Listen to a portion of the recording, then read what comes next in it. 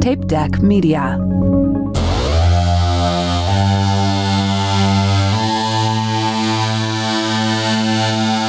See you at the party, Richter!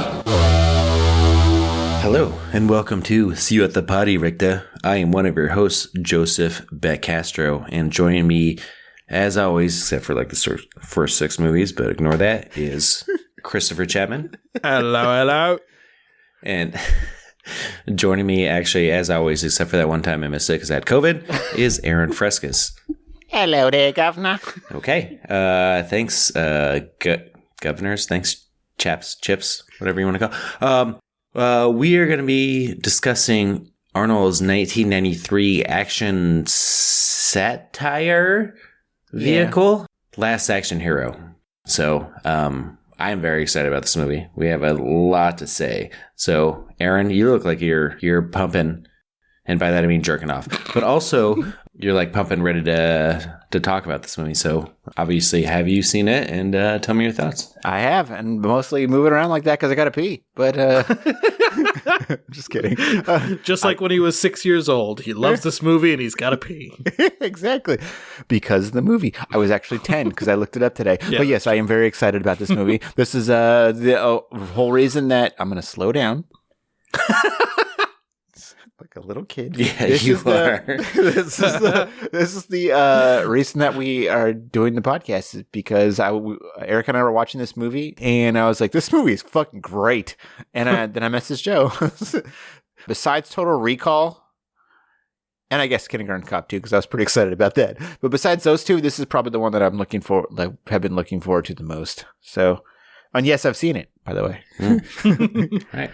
I did not see this in the theater, though. Sorry, did you guys actually see this? Oh, yes, Chris, did you see this? But you've seen this in the theater. No, everyone's seen this. Come on. Did anyone actually see this in the theater? No, I don't think so. No. I don't think so. Well, Chris didn't because he was stuck too. Yeah, I would have been fucking 3 years old. Yeah. Fucking child. Which I'm really disappointed about now because, like, they did a horrible. I'm really curious to look into the marketing. Sorry. Oh, of this movie. I got stories on that. So. You already, like, what did you listen to something or No, it's just education. Are you talking about what you remember? No. Well, we'll get to that when we're talking about me, and I've seen this movie. Okay. So. Okay. So yes. Okay. I remember. I remember it being pushed, but I don't remember just maybe they didn't do a very good job of. I don't know. Anyway, Joe, what do you got on this? Okay, sorry, we so skipped over Chris. That's fine. Nobody cares about him, anyways. This movie was and still is like, well, I guess still is. I don't know how that works, but definitely was like way ahead of its time. A lot of the marketing was like a lot of the movie, which is kind of satire and like Arnold satiring himself and satiring action movies. So, not to brag, but I got a degree in psychology from San Francisco State. And I remember one of the classes I was in, like, we were talking about like some shit and like the media, blah, blah, blah. And we watched this clip of the Donahue show, and the Donahue show was like, they had like a whole expose or whatever the fuck you want to call it about this movie. Like when it came out, and they were like, well, it had an interview with Arnold, and Arnold's like, yeah, in this movie, we killed like 947 people, and like the last one, is only like 320, and like obviously, like it was like what he was talking about was part of like the fucking satire of the movie. Like it made so much sense. And then they showed a little clip of the movie where, so it was like the movie in the movie, and spoilers, Jack Slater? Yeah, like the ice cream. Our truck blew up or whatever, and a guy takes like an ice cream cone to the head, and Arnold's like, yeah, it's so stupid. He's like, ice that guy, and I'm like in a large college classroom, the lights are out, like a serious psychology class, and I start laughing my ass off, and nobody else is laughing. And then, like, they go back to the Donahue thing, and they're talking about violence in the media, and I'm like, are you guys fucking serious? Do you not? How? This movie came out like 13 years ago. Like, do we not realize it's fucking satire? Are we seriously in a college? Are we in a college fucking classroom talking about we're not even watching like the movie and talking about violence in the media. We're watching a fucking Phil Donahue segment about violence in the media that came out when the movie came out. But he didn't understand what fucking like satire of. Oh man, it just fucking drove me absolutely crazy. So wait, the Donahue thing was serious? Yeah. Yeah, it was like you were in a psychology class and they were taking Donahue seriously. That's fucking weird to me. Well, I mean, it was like when you take psychology, like psychology is not just like the brain. You know, it's like psychology of business, like clinical psychology, like statistics psychology, like all these other like different child psychology, development psychology, like multicultural or cross-cultural psychology, you know, all that other stuff. I don't remember exactly what class this was for that, but it was like part of like, maybe it was like media psychology or some shit. I don't know. But like we watched that and I was just like, are we fucking are we serious in here right now? Like this is real? Like we're a fucking progressive school. Like we're not, you know, we're not the best school in the world. Nobody watched it. We're like, we're top 5, but like you guys can't like fucking see through this. This is not like this wasn't like 3 weeks after the fucking Donahue thing came out. This is like 14 years later after the fucking movie came out. Like we're in here. So you just seem like a fucking psychopath, like laughing. Yeah. Well, I was laughing my ass off because it's hilarious. I forgot about that scene. In the middle of class, like you're like, hey, look at the guy with an ice cream cone. Ice that guy. I'm like, and everyone's looking around trying to go for a high five and stuff like that. I just don't get it because like either you realize it's satire, in which case it's funny, or it's so fucking stupid that you can laugh ironically at it. But like to sit there and watch it straight faced and not laugh, I was like, I don't understand that reaction at all. I think that might be my first watch. Is going to watch it like it's a serious movie. Yeah. Well, no, because I don't think people watched it. I think people just assume like coming off of like Terminator 2 and like action stuff, and they're like, oh, Arnold's talking about how many people he kills in this movie, and they shot like a rocket to space to advertise it or whatever. This was the first one, wasn't it? After Terminator 2. Yeah, I think so. Yeah, 2 years later, I guess. I don't think people realize, like, I don't think people watched the movie. They just assumed it was like another brain dead action movie where a lot of people died, and it was kind of marketed as that, but the marketing was satire on the industry, but it just went completely over what we said. So people who didn't watch it just like didn't know, and they were just out there just like fucking like, oh, violence in media is bad. Oh, fucking brain dead. But I'm just shooting. talking about that one scene where a guy gets killed by an ice cream cone. Oh no, I think they thought they were dumb serious. enough to laugh at. Listen to fucking Bob Rafelson over here with like fucking Joe, like violence. You guys just don't understand it. The satire. He's like Bob Satirison or something like that. Stupid. Chris, have you seen this movie? Sorry, we skipped him. It's fine. The movie's fine. Oh, you just didn't get it, all right? Yeah, fuck you. No, I've seen this movie. Yeah, I've only seen this movie a few times. I remember enjoying it as a child, but I think I found it slightly scary because I was way too young. Yeah. Just because I think between Charles Dance is a menacing dude, and I found him a little scary. But then the part at the end with the axe killer, whose name? Oh yeah, the Reaper. Ripper. Yeah, that dude I genuinely found scary, and so this movie was a little hard for me to watch. Tom Noonan. He's something else too.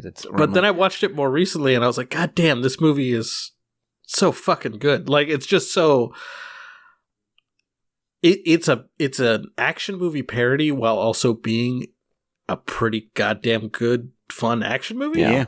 Like it's one of the rare parodies that doesn't like sell out the genre that it's parodying. Yeah. I don't know. I think it's kind of genius in that way. It's kind of do what, like, irons. It sounds like we're doing the irons pumped right now. Yeah. Yeah, a little bit, but it's kind of what like almost like Austin Powers did for like spy movies. Kind of. Yeah. I think it just came out 3 or 4 years too early.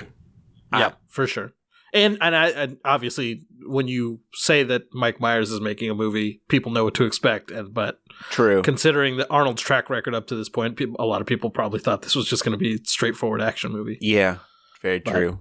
I am excited to watch this movie again. I probably haven't seen it in 6 or 8 years, something like that. I haven't seen it in 5, so almost 5. Almost 5. Any other thoughts before we watch a something that I found for us?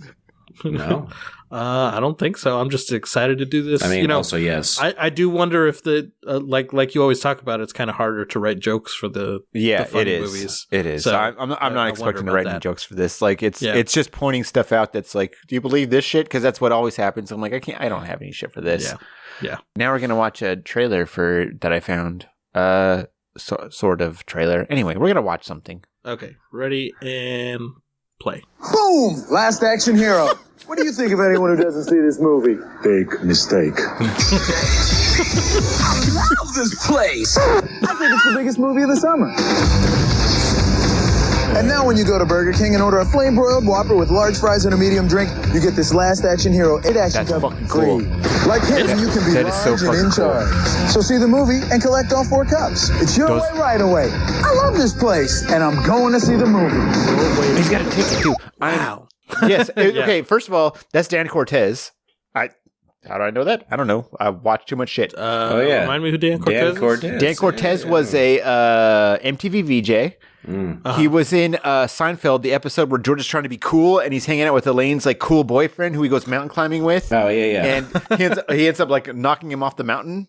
And he's like, I don't know. It's a funny episode. Anyway, that's Dan Cortez, which is just very 90s. Yeah. I was like, I know there's a Burger King commercial in this. I'm pretty sure it was Burger King that was. I was like, there's got to be a Burger King commercial. I cannot remember if I had one of those cups or not, because I was like, once I saw that, I was like, oh, I want one of these fucking cups. Like, I don't remember it being in the house. Maybe. Like, I'm like, well, it would have been at my dad's house, because my mom ain't buying me that stuff. My dad's the one that's like, okay, whatever. Like, they always had. It wasn't even I would steal it from my dad's house because my dad lived with my aunt. Anyway. Oh, okay. But I want that cup now. Yeah. That was a very cool looking cup.